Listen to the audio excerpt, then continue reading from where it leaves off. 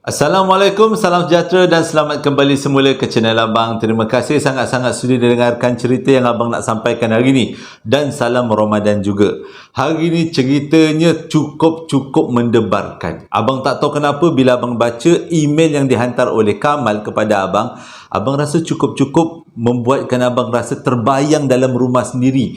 Kerana, nanti Abang beritahu ceritanya, di permulaan cerita nanti Abang beritahu kenapa Abang rasa seram dengan cerita kali ini. Jadi sebelum Abang mulakan cerita, marilah kita sama-sama berdoa kepada Allah Ta'ala. Semoga Allah panjangkan umur, murahkan rezeki, berikan kesihatan yang baik untuk kita semua dan permudahkan segala urusan kita dunia dan di akhirat. Dan semoga Allah memberikan syurga buat mak ayah kita.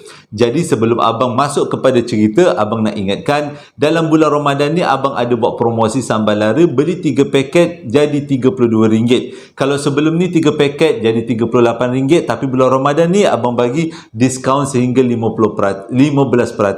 Beli 3 paket dapat RM32. Jadi siapa-siapa yang nak beli boleh tekan link yang Abang sediakan di bawah setiap video Abang dan akan membawa kita semua ke Shopee. Dan begitu juga dengan perapan sate. Jadi siapa-siapa nak beli sempena dengan bulan Ramadan dan Syawal yang akan datang, bolehlah beli untuk kita buat sate di pagi Ramadan, pagi Syawal nanti. Jadi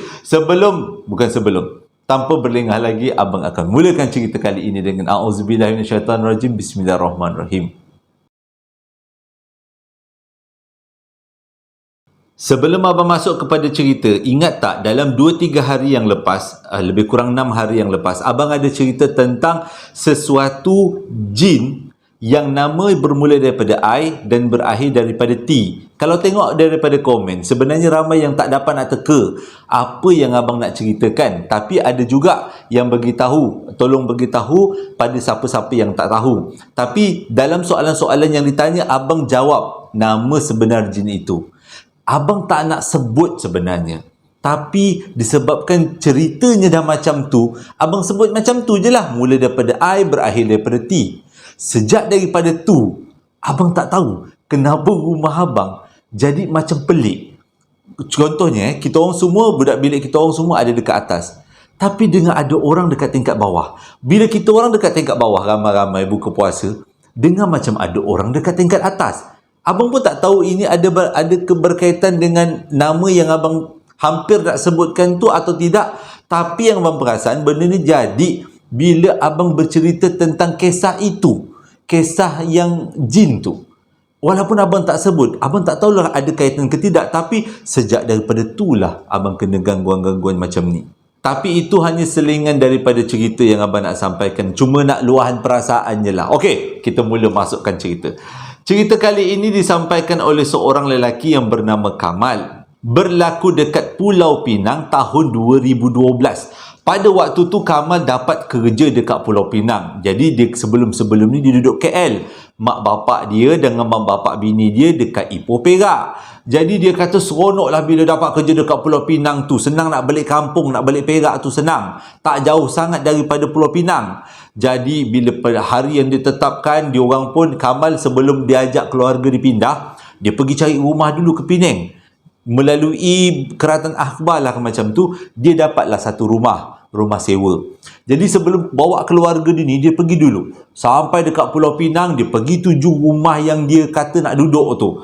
Rumah tu adalah rumah apartmen dan rumah tu masih lagi baru pada waktu tu. Dia kata kalau sekarang rumah tu dah buruk lah. Bukanlah dah buruk, dah nampak usang. Tapi dia kata pada waktu tu rumah tu masih lagi baru. Macam lebih kurang 7-8 tahun baru dibina. Binaan dia masih cantik lagi. Rumah apartmen, harga sewanya pula memang mahal dia kata. Jadi dia kata sebelum bawa keluarga dia pindah, dia nak tengok rumah tu dulu. Dia nak bacakan apa-apa yang patut dekat rumah tu dulu. Supaya untuk mengelakkan keluarga dia mendapat benda-benda yang buruk. Sampai dia dekat rumah tu pun berkenalan lah dengan tuan punya rumah. Rumah tu adalah kepunyaan sepasang suami isteri berbangsa Cina. Jadi bila dia masuk dekat dalam rumah tu, tengoklah dalam keadaan rumah. Ada sesuatu yang pelik dekat dalam rumah tu, iaitu di kawasan dapur rumah tu ada tong dan ada bekas-bekas macam orang bakar duit Cina tu. Duit Cina yang selalu dibakar waktu orang meninggal tu kan. Ada duit-duit kat situ. Jadi si Kamal ni tanyalah dengan pakcik, dengan uncle, dengan aunty tuan punya rumah tu. Ni kenapa pula aunty ada banyak-banyak sepah? Jawapannya senang, kita orang buat semayang dekat kawasan ni. Kan kamu nak masuk rumah ni, jadi kami buat semayang dalam pandangan kami untuk mengelakkan kamu sekeluarga bila masuk rumah ni akan mendapat benda-benda yang tak baik. Dengar alasannya macam cantik, tapi Kamal kata dia sikit pun tak percaya. Dia yakin rumah tu macam ada benda yang pelik-pelik. Tapi tak boleh nak ke mana-mana sebabnya nak dapat rumah dekat Pulau Pinang dengan harga yang segitu, dengan harga yang sewanya walaupun mahal tapi masih lagi dianggap murah berbanding dengan rumah-rumah lain, bukan senang. Nak pula pada waktu tu kena pindah secara segera kan. Waktu tu kena pindah secara segera, nak tak nak dia pun terima je lah. Rumah tu dibayarlah deposit. Jadi petang tu juga dia ambil lah upah beberapa orang untuk mengemaskan rumah tu. Rumah tu pun dicuci, dibasuh mengikut Islam punya cara. Nanti kalau siapa-siapa yang tak tahu boleh komen kat abang Islam punya cara tu macam mana. Abang tak boleh nak bagi tahu kat sini, takut-takut nanti ada yang tak faham. Okay. Jadi rumah tu dibasuh dalam cara keislamannya. Basuh lepas basuh, habis lebih kurang petang-petang lah macam tu. Yang si Kamal ni pun buatlah semayang solat hajat, semayang sikit dekat kawasan ruang tamu rumah. Waktu tu masih lagi siang dia kata.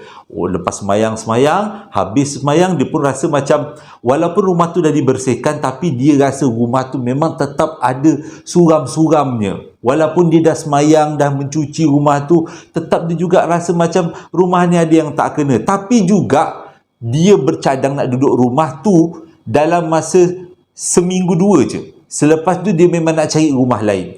Sebab rumah tu boleh dijadikan rumah transit je lah. Sebab keluarga dia pun nak pindah daripada KL ke Pulau Pinang. Rumah yang dekat KL tu pula dah dah dihabiskan kontrak untuk menyewa. Jadi nak tak nak kenalah pindah. Nak cari rumah baru dekat Pulau Pinang, tak jumpa pula yang ini. Tak apalah. Jadi petang tu dia pun habis semayang semua, baliklah dia ke KL. Bila dia sampai ke KL, benda pertama yang bini dia tanya ialah, bang, rumah tu okey ke tidak? Dia kata insya-Allah kita doa kepada Allah Taala, moga-moga rumahnya okey, rumahnya tak ada apa-apa. Jadi pada hari Jumaat minggu seterusnya, Kamal bawalah keluarga dia pindah daripada Kuala Lumpur ke Pulau Pinang bersama-sama dengan barang-barang yang dimuatkan dalam 2 lori. 2 lori kecil lah dia kata. Bawalah dia sekeluarga sampailah dekat Pulau Pinang. Bila dah sampai dekat Pulau Pinang tu, diturunkanlah barang-barang. Ni dah bawa cerita je seramnya. Diturunkanlah semua barang-barang dia. Dia upah lebih kurang 4 orang pekerja untuk menurunkan barang-barang daripada dalam lori dan menyusunnya dekat dalam rumah. Pada waktu tu keluarga dia memang dah sampai, tapi keluarganya Kamal letakkan keluarganya dekat satu restoran dulu untuk mengelakkan daripada anak-anak dia terkena habuk, bini dia. Sebab bini dia kata ada asma juga, ada masalah pernafasan. Jadi tak naklah bini dengan anak-anak dia ni tengok dia orang pindah-pindahkan barang dekat dalam rumah tu. Biarlah Kamal dengan 4 orang pekerja yang diupah. Jadi proses memindahkan barang tu dia kata agak susah sebab rumah tu bukan berada dekat tingkat 1. Bukan tingkat 2, tapi lebih daripada tingkat ke-5. Abang tak boleh nak beritahu tingkat sebabnya dia minta disembunyikan. Nanti abang beritahu kenapa. Jadi dia kata pindahlah barang, pindah. Keadaan nak memindah barang tu sebenarnya agak sibuk tau. Sibuk sampai kadang-kadang Kamal tak sedar siapa yang keluar masuk rumah. Yang dia tahu adalah barang-barang tu mesti dipindahkan semua dalam rumah pada hari tu juga. Sebab malam tu Kamal dengan keluarganya nak tidur malam pertama dekat rumah tu. Pindah. Waktu memindah-mindah tu, Kamal ada satu benda yang pelik. Dia upah tadi berapa orang? 4 orang kan? 4 orang yang dia upah untuk memindahkan barang. Tapi waktu proses pemindahan barang, Kamal perasan bukan 4 orang, tapi ada 5 orang. Maksudnya tambah lagi seorang. Jadi mula-mula Kamal kata sama ada anak jiran ataupun dia orang ni punya pekerja tiba-tiba bertambah lagi seorang. Sebabnya barangnya banyak, akan 2 lori. Jadi mungkin dia orang calling kawan-kawan yang ada dekat Pulau Pinang, ajaklah tolong pindahkan. Disimpanlah. Kamal simpan soalan tu dalam perasaan dia. Dia nak tanya pada budak-budak yang angkat barang ni nanti, siapa pula budak yang ke-5? Habis pindah barang, waktu nak bayar upah pada budak-budak ni, dia sempat kira 1, 2, 3, 4 orang. Tapi dia senyap lagi waktu tu. Jadi lepas dia bayar tu dia tanya, dek abang nak tanyalah, dia kata, korang tadi datang berapa orang? Dia kata, kita orang datang 4 orang, dia kata. Jadi, kau perasan tak waktu kau pindah-pindahkan barang, ada seorang budak Cina tolong-tolong korang. Lepas tu budak tu cakap, perasan bang, tapi saya ingat tu saudara mara abang. Jadi, waktu tu Kamal macam, dengan kata lain, budak-budak yang angkat barang pun tak tahu siapa budak yang kelima. Yang Kamal ni pun tak tahu siapa pula budak yang kelima ni. Sama-sama tak tahu. Yang dia syak dia syak dia. Jadi, diorang pun buat keputusan, mana budak tu pergi? Jadi, bila dia tanya-tanya dengan budak-budak yang angkat barang balik, dia kata, budak tu ada, tadi nampak macam dia pergi ke dalam bilik yang ada, bilik air yang ada dalam bilik tu. Jadi, diorang pun pergilah menuju ke bilik air tu, nak tengok, nak pastikan betul tak budak tu ada dekat situ. Sebabnya pintu keluar satu. Kalau budak tu keluar daripada rumah, memang diorang semua perasan. Tapi, diorang semua sedar budak tu belum keluar daripada rumah. Dan ada pula yang cakap budak tu ada dalam bilik air, di bilik air utama. Bilik air di dalam bilik utama. Jadi diorang pun pergilah ke dekat bilik air tu nak tengok sebenarnya ada ke tidak budak tu. Bila buka pintu bilik air, tak ada siapa-siapa pun. Tak ada pun tanda-tanda air terkeluar ke atau air digunakan, tak ada. Pelik juga, kata Kamal. Dah tak sedap dah hati. Sah, dia kata. Pertama dia jumpa duit Cina kan. Yang kedua dia rasa macam rumah tu suram aja walaupun dah dibasuh. Jadi dengan kata lain, rumah ni memang tak bersih. Rumah ni ada cerita di sebaliknya. Tapi dah pindah masuk barang, dah bayar deposit, dah nak kerja hari Isninnya. Pada hari tu hari Jumaat kan, Isninnya nak kerja. Jadi dah tak sempat nak cari apa-apa lagi.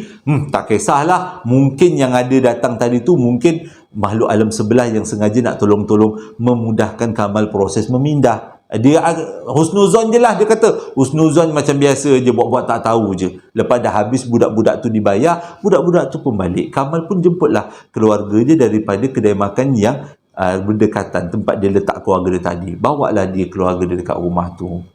Kamal ni ada anak 3 orang. 3-3 pula perempuan. 3-3 pula masih lagi sekolah rendah. Yang kecil masih lagi tadika.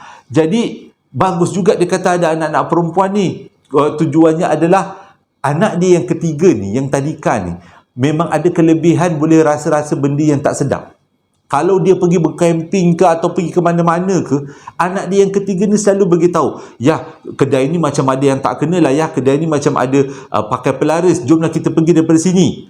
Dia pun tak tahu macam mana anak dia boleh ada kelebihan macam tu, tapi memang selalu alami benda itu. Ke tempat makan, ke tempat camping, walaupun pergi ke luar negara, pergi ke Bali, pergi ke Yogyakarta, anak dia yang ketiga ni memang senang terasa. Jadi, bila anak dia dibawa masuk ke dalam rumah tu, anak dia yang ketiga terus cakap macam ni, ya, rumah ni ada orang lain selain daripada kita. Jadi tanyalah adik mana adik tahu. Entah dia kata adik dah terasa, ada macam orang lain, ada imbas-imbasan. Tak apalah, dia kata, kita duduklah rumah ni dulu dek. Dia kata, Kamal cakap macam tu dekat keluarga dia. Kita duduk rumah ni sementara ayah cari rumah lain. Jadi masuklah dia orang bermesra-mesra lah dekat dalam rumah baru tu. Walaupun kata Kamal, dia sendiri sedar apa yang anak dia cakap tu memang betul. Walaupun dia tak nampak, tapi dia rasa rumah tu suram. Dan anak dia yang ketiga ni mengelak setiap kali untuk disuruh ke dapur. Dia ambil barang ke, disuruh ambil penyapu ke. Anak yang ketiga ni memang tak nak pergi. Bila dia tanya, adik ada nampak apa-apa tak dekat dapur tu? Dia cakap dia tak nampak apa-apa pun. Tapi perasaan dia untuk ke dapur tu memang tak suka, tak sedap. Jadi dia macam tu je lah. Dan malam itu adalah malam pertama dia orang tidur dekat rumah tu. Cerita kali ni pelik sikit pengalaman dia. Memang dia tahu rumah tu seram. Jadi pada malam pertama dia orang tidur dekat rumah tu, Kamal isteri berpakat, anak-anak jangan tidur dalam bilik, semua tidur dekat dalam bilik mak ayah untuk mengelakkan daripada benda-benda pelik terjadi. Jadi Kamal ni berniat tu. Dia kata apa pun yang ada dekat dalam rumah ni tak akan boleh menandingi kuasa Tuhan, kuasa Allah Ta'ala. Jadi malam tu dia bercadang nak adakan bacaan Yasin secara sorang-sorang Dia tak naklah ajak bini dengan anak-anak dia sebab bini dengan anak-anak dia masih lagi letih. Jadi dia kata jangan risau, malam tu dia nak buat bacaan Yasin. Lebih kurang pukul 2 pagi. Pukul 2 pagi waktu tu dia terbangun. Memang dia set jam nak bangun. Tujuannya dia nak buat solat tahajud disertai dengan solat hajat dan disudahi dengan bacaan Yasin. Itu je ikhtiar yang dia boleh buat pada waktu ni. Walaupun dia tahu rumah tu pelik. Pada waktu tu, bilik dia orang diterangi dengan lampu tidur. Di luar rumah, maksudnya di ruang tamu, di dapur, di bilik-bilik lain, semua dinyalakan lampu untuk mengelakkan daripada benda-benda pelik berlaku, dia kata. Jadi pukul 2 tu, dia pun ambil semayang, dia pun angkat takbir. Tengah-tengah semayang tu, dia dengar dekat kawasan dapur macam ada benda orang tau. Macam dia kata ada orang yang tengah serak-serakkan, tarik-tarik kursi. Pada waktu tu mujur, anak dengan bini dia dah tidur. Kalaulah anak dengan bini dia belum tidur, rasanya malam tu juga dia kena pindah keluar. Tapi mujur dah tidur dah, anak beranak tu, maknya dengan anak-anak dia. Jadi waktu tu, walaupun tengah semayang, memang Kamal dengar macam ada orang berserak-serak, berjalan-jalan, terutama dekat kawasan dapur. Dan yang paling ketara sekali, bunyi orang tarik kerusi. Sebab bunyi agak nyaring dan kuat, krek macam tu. Jadi waktu tu dia tengah semayang, dalam hati dia berdebar juga. Tapi dia fikir Allah lebih kuasa, Allah lebih berkuasa, dia minta tolong pada Allah Ta'ala. Habis je semayang tahajud, dia sambung dengan semayang hajat. Kali ni dia baca kuat sikit. Tujuannya adalah untuk bagi ketenangan hati. Biar hati dia kukuh, hati dia tahu ini semua adalah mainan daripada syaitan. Jadi tengah-tengah semayang tu, bunyi yang tadi tu, yang gerek-geruk yang ada kat dapur tu, dah tak ada bunyi lagi. Lega lah dia kata. Lega. Tak ada masalah. Habis je semayang. Ini memang dia pelik, dia kata. Dia punya sejadah menghadap tingkap. Rumah tu pula bukan tingkat 1. Dekat kawasan tingkap tu, tingkap bilik dia tak ada balcony. Tapi waktu dia bagi salam, Assalamualaikum warahmatullahi, Assalamualaikum warahmatullahi, waktu dia buat solat hajat, dia pandang ke tingkap yang waktu tu belum lagi diletakkan langsir. Tiba-tiba dia nampak bayang seorang lelaki. Dan bayang lelaki tu adalah hampir-hampir menyamai lelaki kelima yang tolong dia pindah pagi tadi. Macam mana dia tahu? Sebab bentuk tubuh tu sama. Kita kalau pernah tengok bentuk tubuh orang 2 kali, selalunya kita boleh ingat. Lebih-lebih lagi yang ada kejadian-kejadian macam ni kan. Jadi dia ingat, terus dia tersentak. Tapi benda tu bukan muncul lama-lama, duk terjongok je kat situ, tak. Dia macam ada, selepas kita kelip mata, dia hilang. Dah tergerak dah, dia kata, alamak, dia kata, benda ni muncul pula waktu-waktu malam pertama. Ingatkan nak jarak-jarak lah malam kedua ke malam ketiga tu boleh tahan lagi. Ini malam pertama dia dah bagi dah. Tapi tak apa. Waktu tu dah dekat-dekat pukul 3 tau. Dia pun buka lah Yasin. Sebab esoknya Sabtu. Jadi bolehlah dia nak buat sembahyang hajat tu semua apa. Esoknya dia boleh tidur lebih masa sikit kan dia kata. Jadi lepas tu dia pun baca Yasin. Start dia Yasin dia kata lebih kurang ayat kedua, ayat ketiga, Yasin wal Quran hakim, begitulah. Ayat yang kedua, ayat yang ketiga, tiba-tiba rumah tu blackout. Waktu dia kata blackout, se-blackout-blackoutnya, yang mana dekat luar selalunya kalau kita blackout rumah kat luar nampaklah cahaya. Ini luar rumah pun tak nampak cahaya sebab dia orang berada di tingkat yang antara tertinggi. Waktu tu dia kata, benda yang dia perlu ingat adalah mana handset. Nak cari lampu picit, memang tak ada lah pada waktu tu. Nak cari laci kat mana lampu picit. Tak teringat pula akan berlaku kejadian macam ni. Cari mana handset, pak handset. Buka dia punya lampu picit dekat handset tu. Mula nyalakan lampu, dah mula memandang-mandang lah, menyuluh-nyuluh pada keluarga dia. Bini dia masih tidur, anak dia masih tidur. Walaupun pada waktu tu, aircon dah termati. Rumah tu ada aircon tu memang dah siap pasang dekat rumah tu. Aircon tu termati. Mujur, bini dengan anak dia masih tidur. Dia dah berdebar, dia kata, alamak, macam mana pula lah tiba-tiba blackout macam ni. Takkan nak biarkan blackout ni berterusan sampai ke subuh. Jadi nak tak nak dia kena mencari punca. Boleh bayangkan keadaan dia. Jadi nak tak nak dia kena keluar pada bilik kan. Hati ni dah macam nak runtuh dah ni. Macam mana kalau abang jadi husband nanti ya? Abang kena keluar pada bilik ke? Abang suruh bini abang keluar pada bilik lah. Abang akan cari bini yang lebih berani pada abang. Dia dah takut dah ni. Nak keluar pada bilik. Alah, macam mana nak keluar pada bilik ni? Takkan nak minta bini dia teman. Nanti bini dia lagi takut kan. Lagi takut dengan keadaan macam ni. Nak tak nak, dia pun digunakan lampu picit yang ada dekat handset. Dia pun buka dah pintu bilik. Lepas buka pintu bilik, pintu bilik tu pula menghadap ruang tamu. Dia bila dia tengoklah dekat ruang tamu. Tengok ruang tamu tak ada apa-apa. Lega lah dia kata, tak ada apa-apa, tak adalah terjongok-jongok, nampak ada orang bersimpuh ke, bawang bergulik-gulik ke, tak ada. Dia keluar daripada bilik, belah kanan bilik dia adalah dapur. Dia pun suluhlah ke arah dapur dengan keadaan yang betul-betul tulus, ikhlas. Polos-polos macam tu, tuluh ke dapur. Nampak orang tergantung dekat dapur. Tercempak handset. Bila nampak aja disuluh je, nampak orang tergantung dekat dapur, yang dia tahu adalah itu lelaki yang tergantung, terus handset tercempak. Bila handset tercempak, dia dah terdiam, tak tahu nak buat apa. Nak baca Allahu Akbar pun dah lupa, subhanallah dia kata memang dia tak ingat.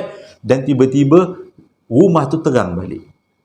Terang balik, yang dia nampak dekat depan mata dia adalah jam dekat dinding. Jam menunjukkan pukul 3 lebih kurang 3 minit. Dengan kata lain, dia bergelap dalam rumah tu lebih kurang 3 minit saja. Bila dah keadaan rumah terang, dah tak ada nampak lagi orang tergantung. Ya Allah, dia kata berdebar tak boleh nak cakap.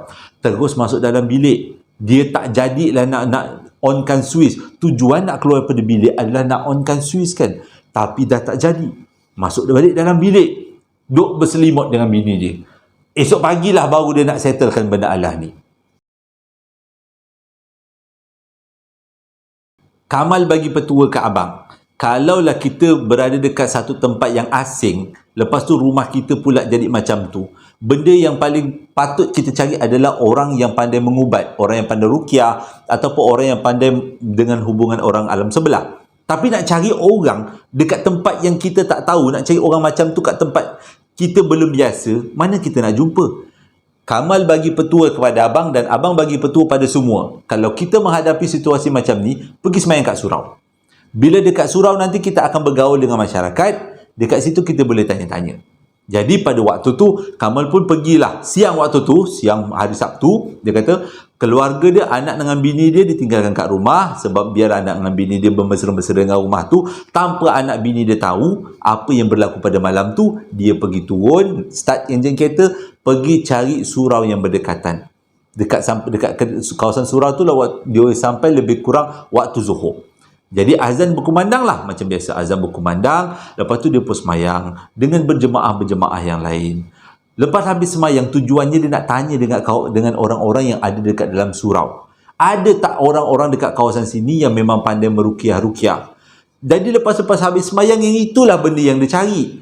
Tapi entah tahulah kenapa Allah Ta'ala nak uji, tak ada pula orang yang tahu meruqyah dekat kawasan tu. Puaslah dia tanya dengan jemaah-jemaah, semua dia kata tak tahu. Kebanyakan yang orang-orang ni beritahu, kedudukannya agak jauh. Orang yang pandai mengubat meruqyah tu adanya dekat balik pulau yang jauh, kena merentas. Adalah dia kata ada seorang ustaz kat situ yang boleh meruqyah. Lepas tu dia pula ke tengah bandar kan. Ada pula kata dekat seberang perai, jauh kedudukannya. Mana nak cari? Dengan dia pun belum biasa dengan tempat tu. Selalunya dia datang dekat Pulau Pinang tu hanya untuk shopping-shopping dan makan. Kali ni kena duduk kat situ, memang dia tak tahulah. Jadi dia telefonlah bapak dia. Mintalah tanya. Mana tahu kalau bapak dia kenal ustaz-ustaz dekat Penang yang boleh meruqyah. Bapak dia kata, bapak pun tak tahu. Jadi dalam keadaan buntu-buntu yang dekat tepi surau tu, dia kata, entah macam mana datanglah seorang pakcik. Allah datangkan seorang pakcik. Tapi pakcik ni pelik sikit lah, dia kata. Dia macam agak rock-rock sikit. Pakcik tu datang. Pakcik tu tanyalah apa masalah, boleh pakcik tolong. Jadi dia ni Kamal kata dia tanpa segan silu, dia terus beritahu masalah dia. Yang rumah dia ni memang ada benda pelik. Jadi pakcik tu cakap, macam ni lah, sebelum kau pindah keluar pada rumah tu, pakcik cuba ikhtiarkan dengan cara pakcik, dia kata. Jadi bila dengar macam tu, Alhamdulillah, kata Kamal. Walaupun nampak pakcik ni macam tak boleh pakai, tak sedap pula abang sebut tak boleh pakai. Nampak pakcik ni macam tidak meyakinkan, tapi dia berjanji untuk bagi bantuan pun dah cukup besar rahmat. Pakcik tu cakap dia akan datang rumah tu lebih kurang pukul 8 malam. Jadi lepas dah dengar berita macam tu, lega. Kamal kata lega, tak perlulah dia cari rumah lain. Pakcik tu boleh buat ruqyah, boleh halau-halau benda tu daripada rumah tu. Jadi lebih kurang pukul 8-9 malam pakcik tu sampai. Punyalah si Kamal terkejut. Pakcik tu sampai dalam keadaan yang memang dah dijangka. Dia pakai baju hitam macam silat, siap ada tanjak. Lepas tu ada dalam beg plastik ada macam benda-benda pelik-pelik. Lepas tu ada kain kuning. Waktu tu takkan nak halau pula pakcik ni. Jemputlah dia masuk dalam rumah. Dah beritahulah alamat tu semua. Jadi bila jemput masuk dalam rumah, pakcik tu pun dekat ruang tamu dia bentangkan kain. Pada waktu tu orang yang paling marah adalah bini dia. Abang cari apa benda lah orang nak kurafat-kurafat kat rumah kita ni. Nak buat macam mana? Itu je benda yang ada kan. Nak halau pakcik tu nampak macam kurang ajar pula. Jadi biar je lah pakcik tu, dia kata nak tolong. Mungkin dengan cara dia benda ni boleh hilang, boleh okey dia kata. Pada waktu ni si bini tak tahu apa yang berlaku pada malam tu pada Kamal. Yang bini dia tahu apa yang anak bongsu dia cerita. Nampak orang melintas. Bini dia ingat itu je gangguan-gangguannya. Jadi bini dia kata, alah kalau setakat gangguan-gangguan macam tu, saya okey lagi. Jangan dia muncul. Jadi tak payahlah pakcik tu buat ritual-ritual macam ni. Tapi Kamal kata tak apa, pakcik tu dah masuk kita. Biarkanlah je dia buat ritual. Lepas tu pakcik tu duduk dekat atas kain kuning tu start daripada pukul 9 malam sampai menjejak pukul 12 malam. Yang Kamal dengan anak-anak dia, dengan bini dia dah main stres. Anak-anak dah ngantuk. Jadi Kamal tu biarkanlah suruh anak-anak dengan bini dia masuk dekat dalam bilik utama tidur dulu. Biar Kamal yang teman dengan pakcik tu. Jadi waktu Kamal teman dengan pakcik tu diam aja, dia mulut dia macam berzikir lah, nok semua. Jadi Kamal pun beritahu dekat pakcik tu peristiwa yang dialami pada malam semalam adalah pukul 3 pagi. Jadi diorang pun tunggulah. Kamal dengan keadaan yang ngantuk, dengan tak berapa nak ngantuk ni, tunggu pakcik tu. Memang betul-betul pukul 3 pagi rumah tu blackout. Tak ada cahaya, gelap. Pada waktu tu Kamal dah takut dah, tapi dia kata sebelah dia adalah pakcik tu. Jadi pakcik tu kan berilmu kan, dia tak adalah risau sangat. Kalau pakcik tu melompat, dia pun melompat. Dia kata, dia tengok aja lutut pakcik tu. Pakcik tu melompat ke tidak? Pakcik tu melompat, dia pun melompat juga, dia cakap. Okey, pakcik tu tak melompat. Tapi yang peliknya, pakcik tu bila blackout rumah tu, terus dia baca mentera. Dan mentera tu pula memang Kamal dengar sebiji antaranya adalah, hai berikanlah petunjuk kepada anak cucu kami. Dan mula-mula Kamal ingat petunjuk tu adalah petunjuk taufik dan hidayah. Tapi mana boleh minta taufik dan hidayah daripada benda yang kurafat-kurafat macam ni kan. Pakcik tu memang tahu ada benda dalam rumah tu sebab ceritanya daripada Kamal. Kamal ada cerita yang ada seorang lelaki Cina dalam rumah tu. Dan pakcik tu bila bergelap rumah terus dia baca mentera. Tapi bila dia tengok, dengar teliti mentera tu, mentera minta nombor. Lah, dia kata pada waktu tu macam letih lah. Dia ingatkan pakcik tu nak ruqyah rumah tu. Rupanya pakcik tu nak minta nombor. Lepas 3 minit rumah tu menyala balik. Tak ada pun yang orang tergantung tu, tak ada. Jadi Kamal pun tanyalah pakcik kata nak buat ruqyah, tapi kenapa minta nombor pula? Pakcik tu kata kita menyelam kena minum air sekali. Sambil buat kerja pertama, kita buat kerja kedua. Kita nak halau, sebelum kita halau kita minta nombor dulu. Mana tahu nombor tu kalau ditikam-tikam dapat first prize. Pakcik boleh merasa Mercedes. Tengah-tengah waktu tu si Kamal kata la ilaha illallah, salah ambil orang. Tapi mujur pada malam tu tak jadi apa-apa. Dan pakcik tu pun balik. Pakcik tu pun tak ada hasil apa-apa. Dia kata memang rumah tu ada sesuatu, tapi benda tu tak nak memunculkan diri. Mungkin dia kata belum masanya lagi. Next time pakcik akan datang lagi untuk bantu meruqyah dan juga halau benda tu keluar pada rumah. Di samping pakcik nak dapat nombor. Jujur je pakcik tu, memang taklah Kamal cakap. Jadi besok malam tu dia pun masuk tidur, kunci bilik tidur. Bila dia masuk dalam bilik, waktu tu dah pukul 3.30 tau, dia kata pakcik tu pun dah balik. Bila dia masuk dalam bilik nak tidur, tengah dia tarik selimut, baru dia perasan bini dia tak tidur lagi. terkebil-kebil. Jadi tanya dengan bini dia, kenapa awak tak tidur lagi? Ini kan dah malam ni. Bini dia kata dia susah hati sebab yang datang tadi adalah pakcik yang kurafat-kurafat kan. Jadi tak nak, bini kata tak apalah, kita tidurlah. Malam tu pun dia orang tidur macam biasa. Itu malam Sabtu, malam Ahad tau. Jadi malam tu berakhir macam tu je. Esok paginya, hari Ahad, Kamal bawa bini dengan anak-anak dia pergi cari rumah lain. Cari rumah tak jumpa, dengan harga yang murah menyewa, dengan keadaan yang dekat dengan tempat kerja dia, memang tak jumpa, susah sangat. Carilah, tanya orang tak jumpa, pergi tanya dengan jiran-jiran, tak ada rumah kosong, cari tak ada. Sampai ke petang dia cari, tak ada. Telefon kawan-kawan pun tak guna. Tak ada satu pun yang boleh membantu, yang boleh beritahu ada rumah kosong. Jadi Kamal fikir, tak apalah, mungkin pakcik tu dah buat ruqyah ke, tak akan ada lagi gangguan-gangguan yang pelik. Malam tu Kamal tidur dekat rumah tu. Dia tak sangka malam tu adalah malam terakhir dia tidur dekat rumah tu. Tidurlah dia. Malam tu lebih kurang pukul, dia dah tahu dah pukul 3 mesti ada benda ni, breakout, lepas tu akan ada benda pelik-pelik. Sebab dia dah alami pada 2 malam sebelum tu. Jadi dia tidur dekat malam tu dengan anak beranak dia dekat satu bilik yang sama. Waktu tu dia pakat dengan bini dia, jangan tidur. Dia cakap dengan bini dia, jangan tidur. Mula-mula bini dia tanya, kenapa tak boleh nak tidur? Teman abang, dia kata. Jadi malam tu diorang pun berdua baring sampai pukul 2.30. Bila pukul 2.30 bunyi benda bising tau dekat dapur. Bini dia terus tanya, bunyi apa tu bang? Dia kata jangan tanya, dengar je, alami aja. Dekat-dekat pukul 3, waktu tu bunyi bising tu dah hilang. Tiba-tiba pukul 3 tepat, rumah tu blackout. Bini dia punyalah cuak, rumah tu blackout. Lepas 3 minit, blackout tu hilang. Legalah dia orang. Jadi bini dia kata, bang kenapa blackout? Tiba-tiba kenapa dah blackout ni? Abang tak cari usaha untuk buka lampu?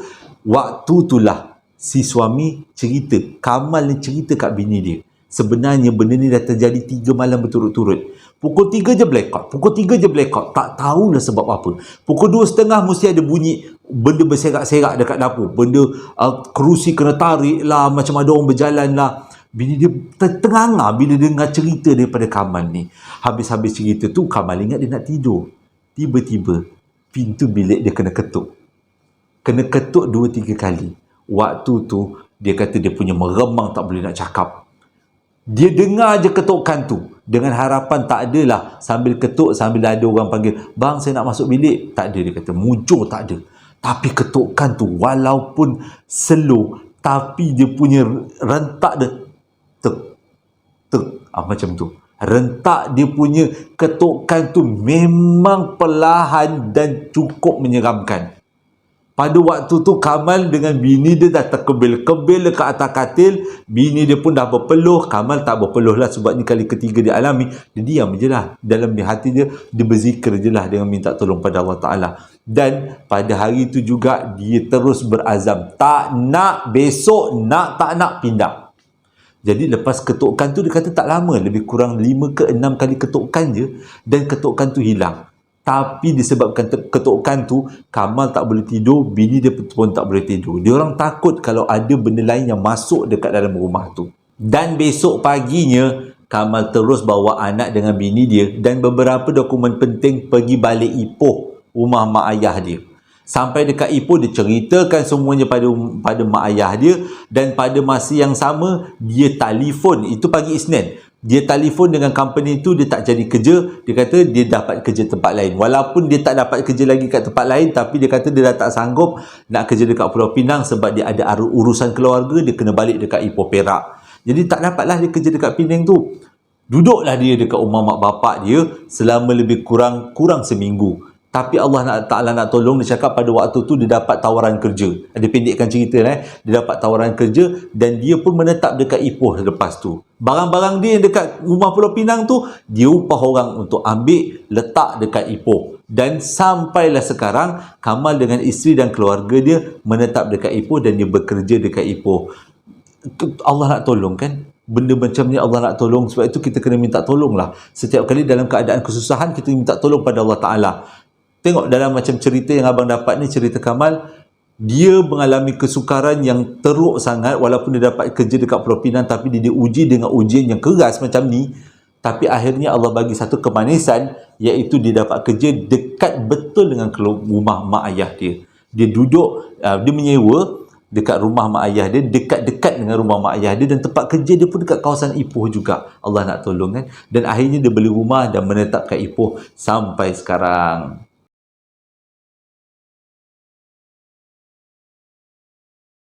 Abang minta maaf sangat-sangat, kali ni abang bercerita agak laju dan agak terbelit-terbelit sikit. Sebabnya cerita yang abang dapat di email dia punyalah panjang. Jadi ada bahagian-bahagian yang abang potong-potong-potong. Ada banyak lagi gangguan-gangguan yang dialami kat bilik air. Tapi kalau abang cerita semua bahagian dalam keadaan yang kelajuan sekarang, abang rasa sampai sejam ceritanya Kang. Jadi tak sedap pula nak sampai sejam, terlalu lama sangat kan. Kita bulan-bulan puasa nak zikir-zikir lagi.